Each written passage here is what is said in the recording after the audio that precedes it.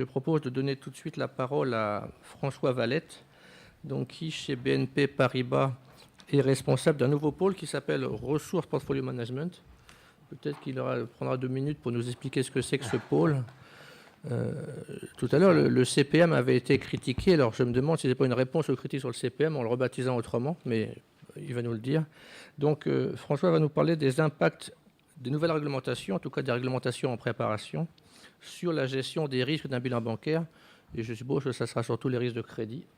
Alors, la liquidité sera pas mal à l'honneur. Ouais. Et la liquidité, si vous pouviez être vraiment le plus bref possible, oui, ça nous arrangerait. Non, mais justement, merci. Moi, je vais rassurer Victoire. Déjà, je parle très vite. Deuxièmement, c'est une presse, alors tout sauf technique. Il y a deux ratios qui sont présentés. Le reste, c'est que des bullet points littéraires. Je n'amène aucune vision, effectivement, stratégique à moyen et long terme, parce que je viens de vous parler du problème des banques européennes et principalement en banques françaises, face à l'énigme de toutes les réglementations qui nous tombent sur le museau en ce moment. C'est à BAL 2, BAL 3 et les autres. Et pour montrer à quel point, justement, l'année 2010 sera l'année du lobbying, en tout cas, et de la négociation avec les régulateurs et les politiques. On a vu Christine Lagarde rentrer dans la mêlée il n'y a pas longtemps, avec des chiffres assez inquiétants, les 450 milliards de fonds propres que les banques vont devoir lever pour les banques européennes et les 1500 milliards de dettes à moyen long terme aussi que les banques vont devoir lever. Donc c'est clair que le business est très entaché par ces perspectives.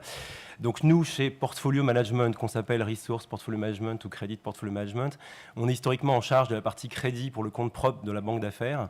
C'est-à-dire, on fait un portefeuille d'investissement pour le compte propre. Donc, quand il y a des excédents de capital, on les investit dans des produits de crédit, voire structurés. Donc, historiquement, effectivement, on a touché un peu à tous les produits qui étaient évoqués dans les présentations de ce matin. Et on est aussi un gros émetteur de titrisation pour compte propre, donc des balance sheets CLO, pour libérer du capital réglementaire principalement, mais aussi sortir du risque accessoirement.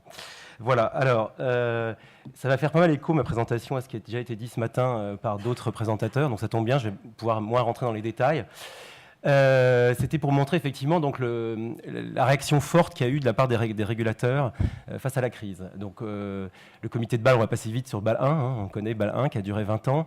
Bâle 2 implémenté en janvier 2009 et déjà il y a les surcouches qui arrivent, c'est-à-dire les corrections de Bâle 2 face à la crise. Donc, je crois que c'est Nicolas qui en a pas mal parlé ce matin, donc je vais aller assez vite. Et puis, il y a ce qu'on appelle Bâle 3 qui est effectivement connu depuis le 17 décembre. On a 4 mois pour réagir, c'est-à-dire que c'est la période de consultation des banques. C'est pour ça que le lobbying est en train de se renforcer, parce qu'avant le 16 avril, il faut que les banques aient rendu leurs commentaires. Donc je vais quand même aller dans des slides, je suis désolé, c'est en annexe, alors je vais aller assez vite. C'est pour vous montrer la complexité du paysage. Voilà. Donc il y a en fait les textes de Bâle qui sont complètement alors à votre gauche. Bâle 2, c'était déjà des textes de 2006 qui ont été implémentés. Puis face à la crise, il y a eu la deuxième couche, et suite bien sûr à Pittsburgh. La deuxième couche donc, qui a été implémentée. Et après, quand c'est lancé au niveau de Bâle, il faut que ce soit implémenté dans les pays européens, puis après par la France. Alors on voit le décalage. Bâle est déjà en train de sortir, donc ce qu'on appelle Bâle 3, c'est-à-dire les deux textes qui sont sur le renforcement de la résilience du secteur bancaire et sur la liquidité. Et les textes ne sont pas encore transposés au niveau européen et ne sont même pas encore transposés, bien sûr, dans la réglementation française. Donc c'est face à cette vague-là qu'on est en train, effectivement, de se préparer à essayer d'anticiper quels seront nos portefeuilles d'investissement, nos stratégies de couverture pour les banques d'investissement. Alors, une fois qu'on a dit ça, bien sûr, il y a le gros problème, et c'est ce qui est soulevé par le lobbying actuellement, c'est que Bâle, c'est le comité de Bâle, il y a beaucoup de pays qui sont dedans, mais il y en a quelques-uns qui n'appliquent pas Bâle. Alors bien sûr, tous les yeux sont vers les États-Unis, participent à la rédaction des textes, mais n'appliquent pas Bâle. Alors d'ailleurs, ça a été soulevé aussi par Christine Lagarde. Je fais partie de son fan club en ce moment. Donc le Bâle 2, il se pourrait que les Américains l'implémentent fin 2011. Mais pour l'instant, on ne sent pas vraiment une préparation très active de leur part sur ces sujets-là. Donc les textes sont assez durs pour la France. Enfin, la France et l'Europe, on le verra. Les États-Unis, bien sûr, ils ont d'autres choses. Ils ont les fameuses taxes qui a été demandée. Et puis aussi le plan Volcker qui a l'air de tourner au fiasco. Mais en tout cas, ils ont aussi d'autres menaces. Mais en tout cas, ils sont moins concernés par Bâle que les banques européennes. Donc effectivement, la distorsion de la concurrence est un sujet très important pour nous. Voilà. Alors, je vais passer là-dessus parce qu'effectivement, on va revenir plus en détail. ma presse est quand même pas mal tournée sur le lobbying et sur le fait qu'effectivement, pour l'instant, dans les grandes banques, il y a une politique assez attentiste en termes d'investissement et de couverture pour compte propre. Il faut voir, donc chaque banque, généralement, donc, organise une task force. Chez BNP Paribas, il y a, je crois, 11 groupes de travail qui vont sur les sujets de la liquidité, du capital, mais aussi les stress tests. Donc c'est assez détaillé. Bien sûr, tous les secteurs de la banque sont touchés, parce que contrairement à ce qui était dans BAL 2 et la couche dont Nicolas parlait ce matin, qui va être implémentée en début 2011, ça touchait principalement les activités de marché. Donc c'était la retitrisation, les boucles de corrélation sur lesquelles on va se battre, on est en train de se battre. Mais là, la couche qui arrive, donc les 2 derniers textes de BAL 3, c'est quelque chose qui touche vraiment les fondements de la banque. Ça va toucher aussi bien la banque de détail que la banque de la gestion d'actifs. Donc là, il y a une mobilisation générale dans les banques. Au niveau national, bon, bien évidemment, c'est coordonné en France, en tout cas par la FBF. Bon, il se trouve que BNP Paribas, c'est Baudouin Pro qui est le responsable de la FBF pour l'instant, le président. Donc on fait entendre nos voix principalement par ce canal-là. Et puis il y a effectivement des négociations, bien sûr, de place avec tous les LISDA, l'IFF, tous les noms qu'on connaît. Ce que je voudrais peut-être juste rajouter pour aller vite, donc, c'est de dire qu'avant, donc BAL 2, je me souviens, moi j'étais venu d'ailleurs faire une présentation, je crois une table ronde dans un séminaire il y a 3 ans ici, où effectivement les banques se préparaient avec joie donc, au passage à BAL 2, parce que l'idée c'était qu'on allait économiser du capital, et on était en train de négocier, c'était très technique, et on négociait qu'avec les régulateurs. Là, il se trouve que les régulateurs ont tous signé BAL 3, donc ça veut dire qu'a priori, c'est un peu dur pour eux de revenir en arrière, et donc c'est pour ça que là, la nouveauté dans ces négociations actuelles, c'est effectivement l'aspect politique. C'est-à-dire que là, on pense que les régulateurs ne pourront pas jouer la défense des banques européennes, et qu'il faut donc forcément faire remonter ça par les politiques. Donc on voit bien en ce moment, le canal de négociation et de lobbying des banques, c'est le canal politique, d'où la raison pour laquelle je cite énormément Christine Lagarde, entre autres. Voilà. Alors, pour aller de plus en plus vite, c'est les 5 piliers, on ne va pas revenir sur tout, parce que je vais justement faire un focus sur les choses qui n'ont pas été traitées ce matin par d'autres intervenants.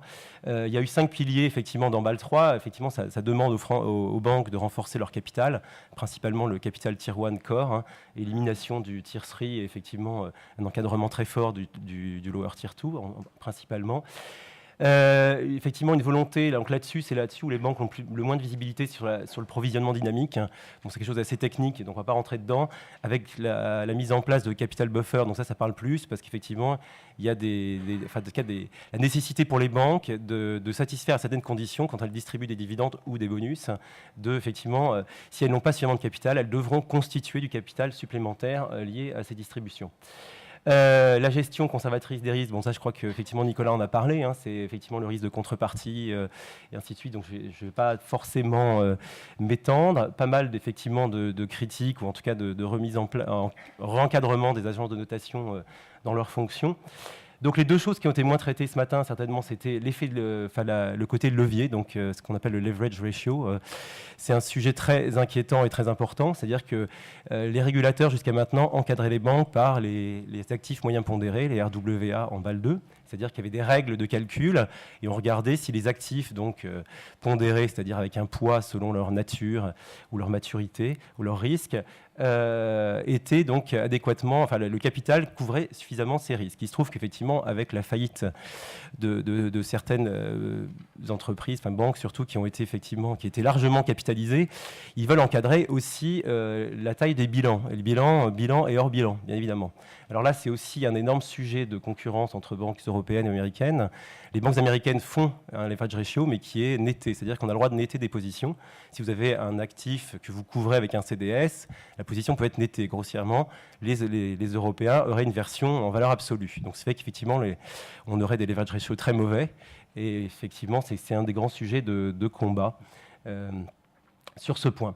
Alors, sur la liquidité, c'est quelque chose dont on n'a pas parlé ce matin et qui intéresse peut-être moins les gens qui font effectivement des investissements synthétiques. Mais c'est un gros sujet parce qu'il y avait eu des textes dans BAL sur l'encadrement de la liquidité. On se rappelle quand même que la crise de liquidité a commencé à l'été 2007. Et effectivement, pas mal de banques se sont couchées pour des questions de liquidité. Donc ce volet-là était déjà traité. La nouveauté, effectivement, c'est que donc, le BAL a introduit 2 ratios, des ratios qui existent déjà dans certaines juridictions. En France, on a par exemple déjà un ratio qui s'assimile au premier. Donc en quelques mots, c'est des ratios, donc un ratio court terme, le premier qui en fait demande aux banques d'avoir suffisamment d'actifs liquides pour pouvoir couvrir en fait, leurs besoins de liquidité pendant une période de stress d'1 mois, où là, effectivement, les banques centrales ne feraient pas leur rôle, ce qui est assez étonnant d'ailleurs. Les banques centrales ne seraient plus là pour effectivement donner la liquidité aux banques. Donc les banques doivent se débrouiller toutes seules. C'est-à-dire que donc, tous les actifs qui vont sortir pendant le mois, enfin toute la liquidité qui va sortir de la banque pendant le mois, doit être couverte par des actifs liquides que les banques pourront vendre dans le marché. Alors on voit bien que si c'est effectivement ce que les banques centrales ont en tête, l'idée, c'est effectivement de constituer, parce que les actifs liquides, la définition pour l'instant est très restrictive, ce n'est que des emprunts d'État. Les actions ne sont pas considérées comme des actifs liquides, même les AAA, mais qui ne sont pas gouvernementaux, ne sont pas considérés comme des actifs liquides. Donc il faudrait constituer des énormes stocks, entre autres d'États français, allemands ou américains. Si effectivement il y a une crise de liquidité et que les banques centrales n'interviennent pas, on sera tous en train de vendre des milliards d'emprunts d'État, et ce n'est pas quand même une très bonne nouvelle pour la courbe des taux. Donc là, c'est un sujet assez anxiogène aussi. Je suis désolé, c'est une présentation un peu anxiogène. Le deuxième ratio, alors lui, il est encore plus toxique, parce que c'est un ratio qui, effectivement, carrément remet en cause la nature du business des banques. Les banques, on connaît, le principe, c'est quand même la transformation. On fund de court des actifs plus longs. Et là, en fait, dans ce ratio, donc, ce qu'il faut, c'est un ratio à 1 an.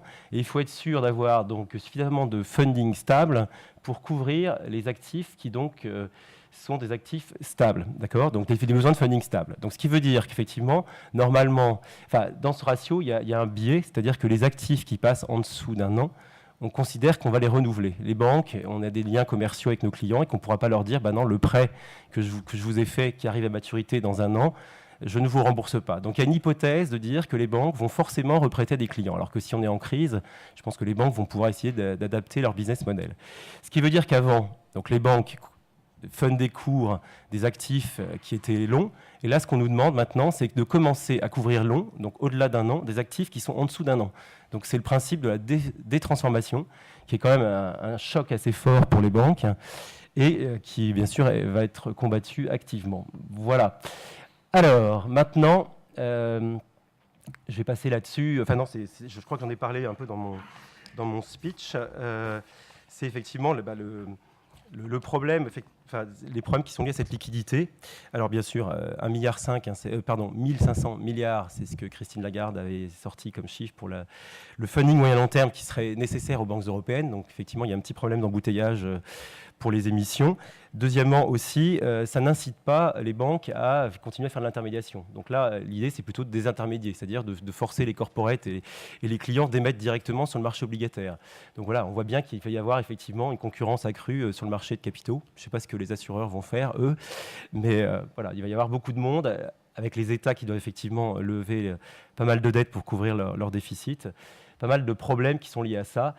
Voilà. Donc, je pense que c'est un sujet, la liquidité, qui est un sujet énorme pour les banques, puisque ça remet en cause pas mal de business models. Alors, justement, on en revient peut-être un peu justement à pourquoi Portfolio Management de BNP Paribas a changé de nom. C'est pas parce qu'on n'assumait pas notre rôle dans la crise. Non, c'est pas du tout ça, justement, et on l'a vu aussi dans pas mal de banques.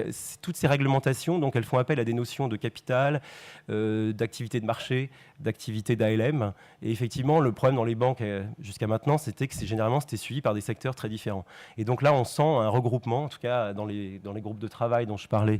Il y en a effectivement beaucoup, c'est-à-dire des ALM et des départements de finance et des portfolio management qui travaillent ensemble parce que, bien évidemment, en fonction du capital qu'on va devoir lever dans les banques pour renforcer notre Tier 1, on aura ça de moins à lever lié au ratio de liquidité. Donc c'est évident qu'il faut, et ce qu'a demandé aussi Christine Lagarde, c'est qu'au lieu de regarder et avoir des retours sur les différents papiers de Bâle thème par thème, il faut vraiment qu'il y ait une vision globale et voir l'impact qu'il y aura au niveau macroéconomique. C'est évident que si les banques doivent se funder massivement et doivent renchérir le prix de la liquidité parce qu'on est obligé de funder long des actifs courts, c'est clair que ça va s'impacter sur les crédits faits à la clientèle, que ce soit la clientèle retail ou la clientèle corporate. Donc voilà, donc c'est dans cet esprit-là que chez BNP Paribas, le portfolio management qui était vraiment très orienté crédit, donc constitution de boucles d'investissement pour compte propre ou titrisation, a changé de nom. On s'appelle maintenant Resource and Portfolio Management.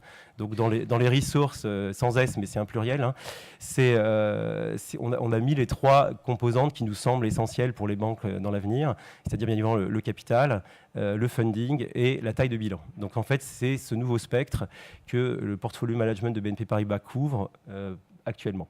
Donc on intervient effectivement dans les sujets de capital, de liquidité et de taille de bilan, puisque c'est sur ces 3 points-là que l'avenir de la banque et l'avenir de notre banque d'investissement va se jouer. Voilà. J'en ai terminé avec ma présentation. Juste en conclusion, c'est pour dire l'année 2010, en tout cas pour la première partie, c'est beaucoup de lobbying. Hein. Je crois qu'il y a un calendrier, donc j'ai mis qu'effectivement, voilà, la fin de la partie consultative, c'est le 16 avril. Donc vous imaginez qu'on est pas mal occupé à rassembler nos argumentaires. Après, il y a tout ce qu'on appelle une quantitative impact study, c'est-à-dire on chiffre le texte tel qu'il est actuellement et les conséquences que ça aura. Donc c'est aussi un levier de lobbying. Et puis après, bien sûr, l'implémentation est très tardive. Hein. On parle de début 2013. Mais voilà, c'est maintenant que tout se joue. Donc c'est pour ça que la première phase de 2010, malheureusement pour nous, on ne sera pas très actif, en tout cas sur les investissements pour compte propre, ni sur la titrisation pour compte propre. Mais une fois qu'on aura une vision beaucoup plus claire, eh bien, on interviendra dans notre mission, justement, d'aider la banque d'affaires à se financer et à trouver du capital. Voilà.